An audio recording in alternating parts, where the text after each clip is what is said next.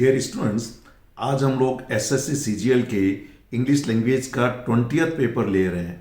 ध्यान रहे, ये एसएससी सीजीएल के वे पेपर्स हैं जो 2021 में कंडक्ट किए जाने थे, लेकिन कोविड के कारण कंडक्ट नहीं किए गए। बाद में इन्हें अप्रैल 2022 में कंडक्ट किया गया है।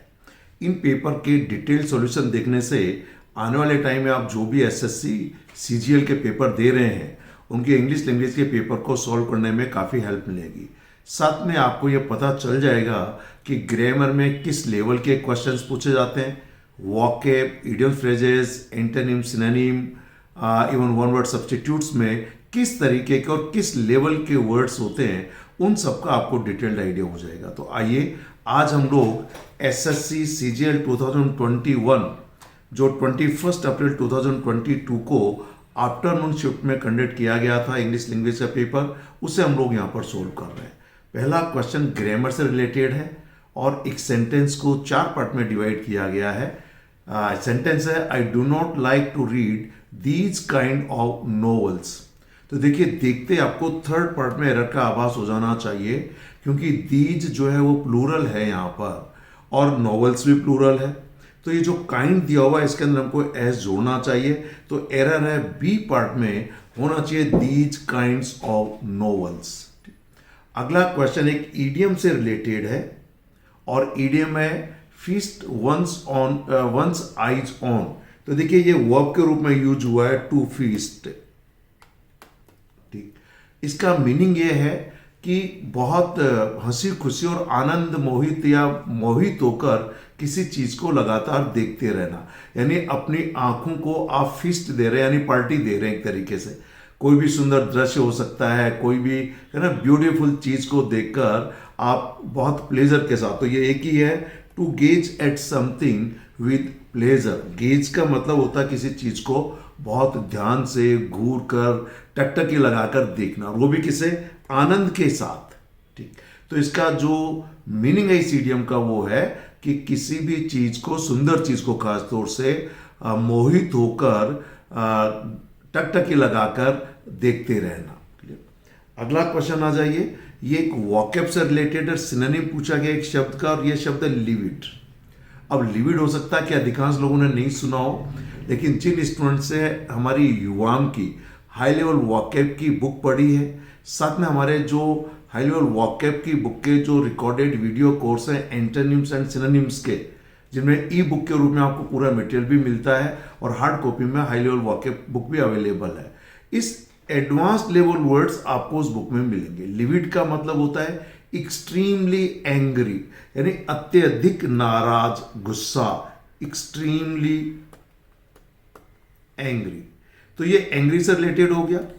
यहां पर इसका जो सिनोनिम देखिए, क्लोज्ड का मतलब तो बंद, क्लियर का मतलब साफ या साफ करना, पील का मतलब पीलापन, रंग लिए हुए जिसे कहते हैं। यह इसका सिनोनिम है फ्यूरियस।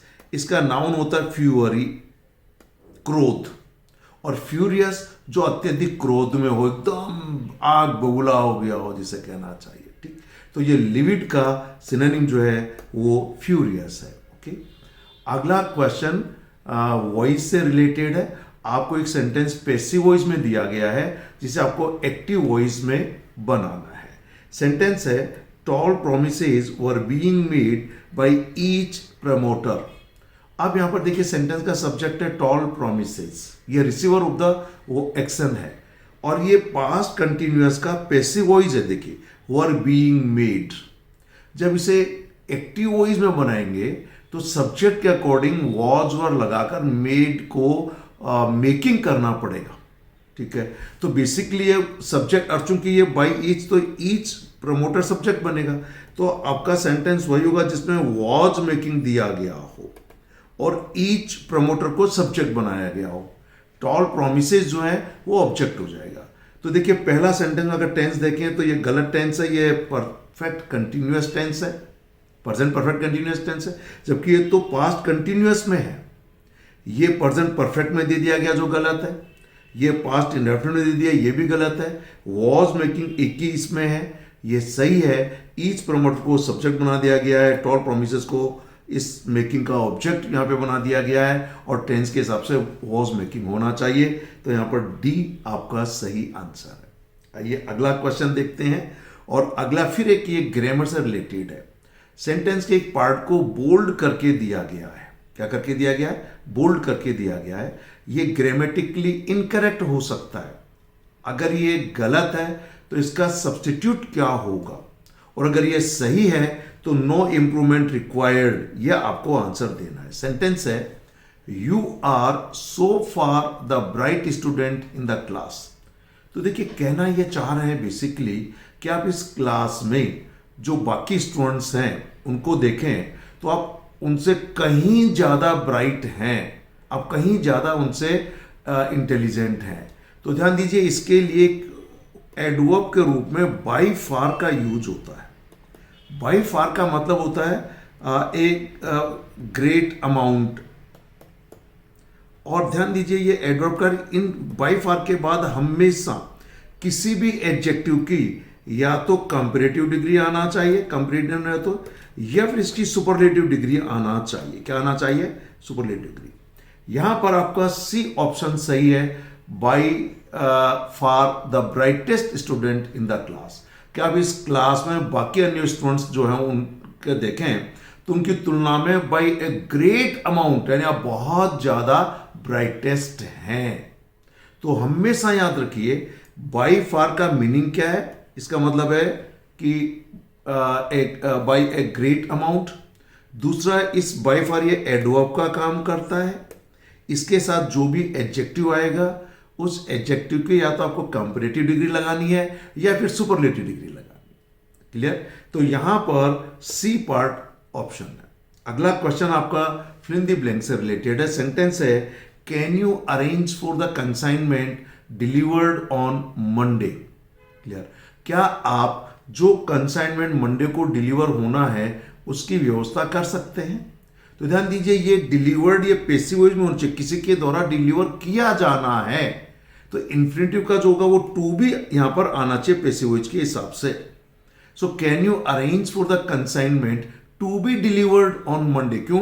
कि आगे आने वाले टाइम में वो काम होगा। और टू इन्फिनेटिव जब इजारा वॉज वर्ब के बाद या वर्ब के बाद आता है तो ये नियर फ्यूचर दिखाता है। ठीक, तो यहां पर सही ऑप्शन सी है, टू बी। नेक्स्ट आपका अगेन वॉकैब से रिलेटेड है। यहां पर एंटोनिम पूछा गया है प्रोक्लेम का। प्रोक्लेम का मतलब होता है कि दावे के साथ कोई बात कहना, दावे के साथ कहना। अब इसका एंटोनिम अपोजिट शब्द कि कहने के बजाय उसको छुपा लेना कह सकते हैं अपन, नहीं बताना किसी को। यहां तो कहना किसी को। एग्जिबिट का मतलब होता है एग्जीबिशन में जब कोई चीज को हम डिस्प्ले करते हैं या शो करते हैं ऑब्जेक्ट्स को, वो एग्जिबिट कहलाता है।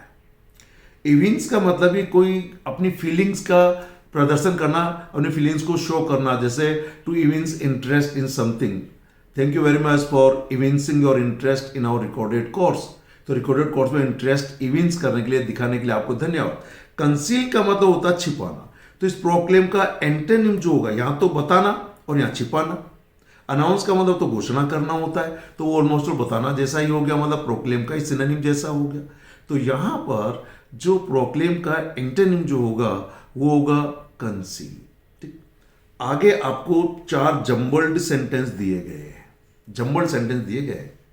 आपको इन्हें रीअरेंज करना है लॉजिकली सोचते हुए, ताकि एक ये मीनिंगफुल पैराग्राफ बन जाए। इसके लिए मैं हर वीडियो में मैंने आपको कुछ हिंट्स दी हैं कि सबसे पहले तो आपको देखना है कि आप इनको तेजी से पढ़ें कि पूरे 4 सेंटेंस किस सब्जेक्ट के बारे में, इंट्रोडक्टरी सेंटेंस उसको ढूंढ निकालिए। साथ में यदि कोई सेंटेंस प्रोनाउन से शुरू होता है तो वो पहला नहीं हो सकता, कंजंक्शन से शुरू होता है तो पहला नहीं होता। तो देखिए पहला सेंटेंस है expert mechanics laboured over the plane for 3 hours, कि जो बहुत ही दक्ष निपुण जो मैकेनिक्स थे उन्होंने 3 घंटे तक उस प्लेन के लिए मेहनत की, उसको ठीक करने के लिए मेहनत की। A small nut had fallen into a channel which prevented gear from moving, कि जो एक छोटा सा नट खुलकर कहीं गियर में पड़ गया जो गियर को शिफ्ट करने में दिक्कत दे रहा था। ठीक है। A huge plane was forced to crash land when its landing gear got stuck. कि एक बड़ा प्लेन जब उसका जो गियर बॉक्स था वो अटक गया तो उसको फोर्स करके नीचे उतारा गया. They were amazed when they discovered that had caused the mechanical failure. कि वो लोग कौन लोग, अब देखिए ये देख किसके लिए आया है, इसमें भी कोई ऐसा जिक्र नहीं है, इसमें भी नहीं है, तो ये इस एक्सपर्ट मैकेनिक्स के बाद आया है. तो क्लियर बात है कि ए के बाद डी आना चाहिए, यानी ए के बाद क्या आना चाहिए, डी, क्योंकि एक्सपर्ट मैकेनिक्स के लिए प्रोनाउन यूज हुआ दे. अब ये पूरा का पूरा सेंटेंस एक प्लेन के बारे में है, इस सी के बारे में. क्लियर, क्योंकि ये तो जब डटबोल्ट गिर गया उसके बाद की सारी चीजें हुई है. तो सबसे पहले सी सेंटेंस होगा, a huge plane was forced to crash. जब इसको उतारा गया तो ये एक्सपर्ट टीम जो थी मैकेनिक्स की, ठीक है, इन्होंने उसकी पूरी जांच की. तो उनको ये देखकर बड़ा आश्चर्य हुआ कि एक छोटा सा नट उसके गियर बॉक्स में डल गया. तो ए के बाद सी आ गया, डी आ गया, और डी के बाद फिर ये बी जो है ये लास्ट सेंटेंस हो गया कि उन मैकेनिक्स ने पाया कि एक छोटा सा हेड फॉलन, वैसे भी पास परफेक्ट में है तो ये मेहनत करने के, और उनके पहले वो नट गिर चुका था सबसे पहले. तो यहां पर सही जो ऑप्शन होगा वो होगा D, C A D B. आपसे सी और ए देखकर भी आंसर निकाल सकते थे, बल्कि सी देख के भी देखिए, इनमें किसी में भी सी शुरुआत में नहीं है, सी देखकर भी आप आंसर निकाल सकते थे. आइए अगला क्वेश्चन हम लोग देखते हैं, और ये अगेन एक ईडियम है, कोल्ड कंफर्ट. ये कोल्ड कंफर्ट एसएससी सीजीएल में पहले भी पूछा जा चुका होता है. इसका मतलब है किसी को कंफर्ट तो दिया, पर वो कहना चाहिए कि कोल्ड था, तो यहां पर किसी को संतुष्ट तो किया लेकिन कम संतुष्ट किया. कंफर्ट तो किया पर कम किया, कोल्ड है ना, तो इसका जो मीनिंग है वो है वेरी लिटिल सेटिस्फेक्शन. कंफर्ट तो मिला पर कम मिला, यानी सेटिस्फेक्शन तो मिला पर कम मिला. ये पहले भी पूछा जा चुका है, ये रिपीट हो सकता है आगे भी, इसलिए ऐसे जो वर्ड्स हैं, वन वर्ड हैं, इडियम फ्रेजेज हैं जो कई बार पूछे जाते हैं फ्रिक्वेंटली, उनको हमें स्पेसिफिकली नोट करना चाहिए.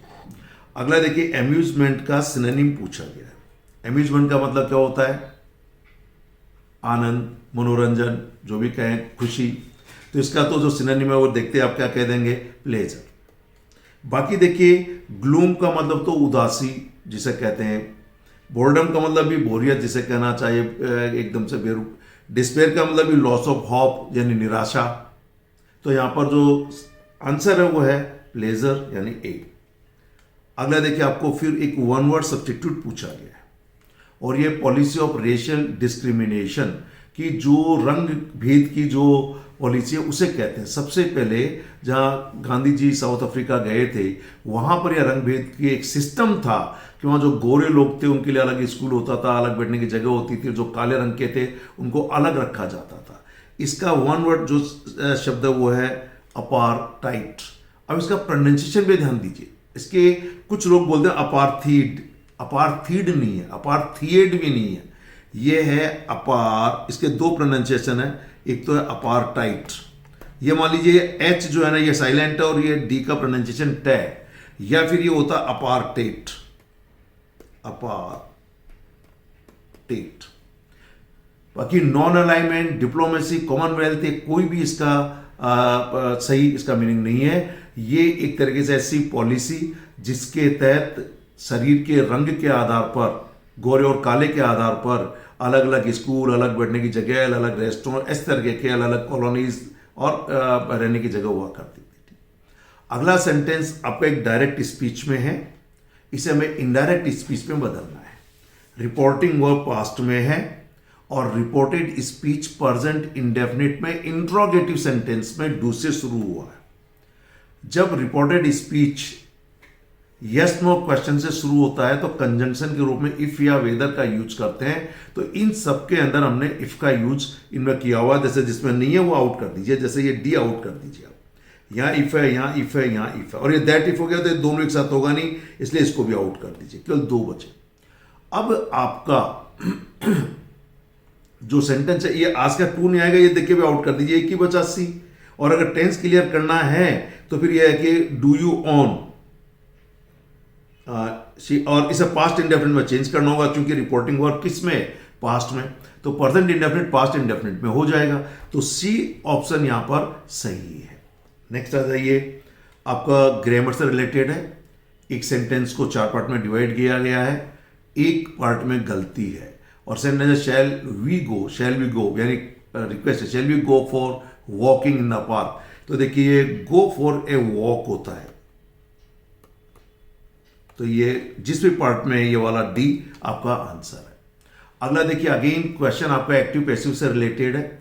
आपको एक सेंटेंस एक्टिव वॉइस में दिया गया है, आपको इसे पैसिव वॉइस में बनाना है। सेंटेंस है she is looking after the old ladies with great affection. तो यहाँ सब्जेक्ट है शी लुकिंग आफ्टर। ये लुकिंग आफ्टर जो है ये एक फ्रेजल वर्ब है, किसी की देखभाल करना, और ये प्रेजेंट कंटिन्यूअस में है, ऑब्जेक्ट द ओल्ड लेडीज। तो ये जो प्रेजेंट कंटिन्यूअस में है, जब इसको पैसिव वॉइस बनाएंगे तो ये was were plus being plus looked after हो जाएगा। तो ओल्ड लेडी को सब्जेक्ट बनाएंगे। सबसे पहले तो आपको ये देखना है, जिसमें ओल्ड लेडी देखिए इसमें नहीं है, ये हटा दीजिए।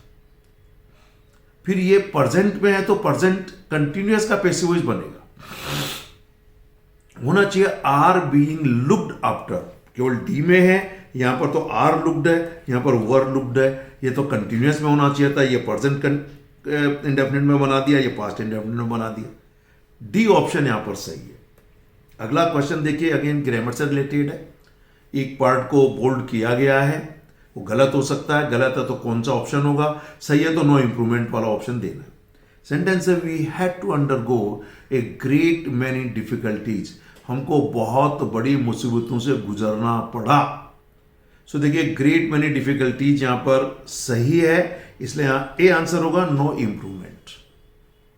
अगला फिर वन वर्ड से रिलेटेड है और ये a person who works in a shop that sells cut flowers and plants. कि व्यक्ति जो उस दुकान में करता है जिसके अंदर जो फ्लावर्स काट कर लिए जाते हैं, फ्लावर्स और पौधों को बेचा जाता है। ठीक है, तो देखिए डीलर तो जो बिजनेस करता है, जिस बिजनेस को डीलर कहते हैं। वेंडर का मतलब होता है जो सड़क के किनारे बाहर स्ट्रीट पर सामान लगाकर बेचता है, उसे कहते हैं। होकर होता है जो घर घर जाकर सामान बेचता, आवाज लगाकर, उसे कहते हैं। यहां पर इसका जो वन वर्ड सब्स्टिट्यूट है दैट इज फ्लोरिस्ट।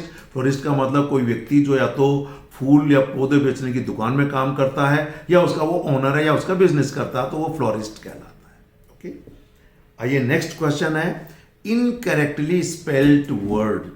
ठीक है, अल्फाबेट ABCDEFG सही है, पर ध्यान रखिएगा अल्फाबेट ABCDEFG को कभी भी प्लूरल में अल्फाबेट्स नहीं लिखा जाता है। ठीक, अल्फाबेट के अंदर ही 26 लेटर्स आ जाते हैं इंग्लिश के। ठीक, एलर्जी का जानते हैं, जिसको एलर्जी है किसी चीज से। ऑल्टरनेट की स्पेलिंग गलत है, यहां पर होना चाहिए ई, बाकी ये सारी स्पेलिंग सही है। अगला 18th क्वेश्चन फिर ग्रामर से रिलेटेड है। 3 पार्ट में डिवाइड कर दिया गया, एक पार्ट में गलती हो सकती है, और सही है तो नो एरर आंसर आएगा। सेंटेंस है Vivek should be excited on the promotion he has got. कि विवेक को जो प्रमोशन मिला उस पर आज वो बहुत उत्साहित होगा, एक्साइटेड होगा। तो ध्यान दीजिए एक्साइटेड के बाद हमेशा एट प्रेपोजिशन आता है, ऑन नहीं आता। To be excited at something और to be excited by something किसी के द्वारा से होते हैं, तो ये तो यहाँ एट का यूज होना चाहिए। अब ये एरर जो है वो किसके अंदर है, वो आप देख लीजिए ऑन, यानी ये बी पार्ट के अंदर है। ऑन की जगह पर एट का यूज होगा। अगला क्वेश्चन अगेन ग्रामर से रिलेटेड है। सेंटेंस को 3 पार्ट में डिवाइड किया गया है, एक पार्ट में गलती हो सकती है। सेंटेंस है among you and me she is quite rude to the boy. कि अब देखिए पहली बात तो यह है कि प्रेपोजिशन के बाद हमेशा प्रोनाउन की सब्जेक्टिव फॉर्म आती है। दूसरा, अमंग का यूज 2 से ज्यादा के लिए होता है और बिटवीन का यूज 2 के लिए होता है। तो ये जो वाला पार्ट है ये बेसिकली होना चाहिए between you and I, you and I. Objective form नहीं आती प्रेपोजिशन के बाद, तो ये सी पार्ट गलत है, सही होगा बिटवीन यू एंड आई। अगला फिर रिफाइंड का एंटोनिम पूछा गया है, यह भी और भी किसी एग्जाम में पूछा गया है। रिफाइंड के 2 मीनिंग होते हैं। अगर ये कोई ऑयल वगैरह है तो इसको बहुत साफ किया जाता है, जिसे हम परिष्कृत कहते हैं या शोधित कहते हैं, साफ किया हुआ, रिफाइंड कर दिया। अगर व्यक्ति के लिए कहते हैं तो व्यक्ति को रिफाइन करने का मतलब कि वह बहुत ही सौम्य व सभ्य है, सौम्य है, सभ्य है, व्यवहार में अच्छा है। अब यहां पे देखिए मिजरली का मतलब तो होता है कंजूस। क्रूड के भी दो मीनिंग है, अगर ये ऑयल वगैरह है तो साफ किया हुआ नहीं है, और अगर व्यक्ति क्रूड है तो वो असभ्य है, गंवार है, अक्खड़ है, रूड है। तो इसका एंटोनिम जो होगा वो इसका क्रूड होगा। प्रिसाइज का मतलब तो ठीक वही, और जेंटिल का मतलब जो व्यक्ति जेंटिल है। तो यहां पर जो सही ऑप्शन है वो है बी। अगला देखिए, ये क्लोज टेस्ट से रिलेटेड क्वेश्चन है 5। एक पैराग्राफ में 5 फिल इन द ब्लैंक दिए गए हैं, 1 2 3 4 5, और इसके आगे ये ऑप्शन दिए गए हैं। आपको यहाँ पर इन फिल इन द ब्लैंक में सही ऑप्शन भर के बताना है। यह है dance as an artistic form of is extremely old, कि जो डांस एक आर्टिस्टिक फॉर्म है, अपने किसी चीज को सक्सेशन का मतलब तो किसी के बाद में सब उसका उत्तराधिकारी बनना। सजेशन का मतलब सुझाव, एक्सप्रेस, देखिए यहां पर सही आना चाहिए एक्सप्रेशन। डांस एक अपनी भावनाओं को एक्सप्रेस करने का तरीका है। तो ये हो गया ना, dance as an artistic form of expression is extremely old, कि डांस के रूप में अपनी भावनाओं को व्यक्त करना काफी पुराना है। Evidence of dance as a form is available in ancient literary text, painting and sculpture. तो देखिए ये जो फॉर्म है ये हमारे लिटरेरी टेक्स्ट में, पेंटिंग में, स्कल्पचर में इनको अलग अलग तरीके से एक्सप्रेस करने के एविडेंस हमारे यहाँ अवेलेबल है। तो यहाँ पर देखिए डांस एज ए फॉर्म, तो क्रिएटिंग फॉर्म, क्रिएट, ये देखिए एडजेक्टिव आना चाहिए, क्रिएटिव फॉर्म होगा।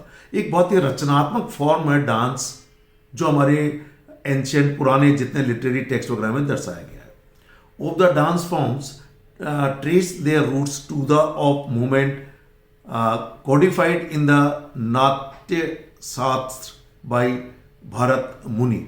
अब देखिए इसके अंदर मेनी ऑफ डांस फॉर्म्स, यहाँ पर डांस जो बहुत से डांस फॉर्म्स हैं, तो मच मोर एनी नहीं आएगा, मेनी आएगा। इसके अलावा इसके अंदर जो नेक्स्ट जो है आपका रूट्स टू ऑफ मूवमेंट, कौन सा मूवमेंट, टेक्निक्स, प्रोसीजर, कैपेसिटी। तो देखिए मेरे हिसाब से टेक्निक्स आना चाहिए। और लास्ट जो है कि नाट्य शास्त्र बाई भरत मुनि को डिस्पर्स, कैप्चर्ड, कंपाइल्ड, किसके द्वारा कंपाइल किया गया ये हमको देखना है। तो इसका जो आपका जो आना चाहिए कंपाइल किया गया है, तो ये कंपाइल। अब इसको एक बार पूरे फिल इन द ब्लैंक के अंदर भर के कहें, dance as an artistic form of expression is extremely old. Evidence of dance as a creative form is available in ancient literary text, painting and sculpture. Many of the dance forms trace their roots, and उनकी जो जड़ें हैं वो कहाँ पर है, to the fill in the blank of movement। तो इसके अंदर आता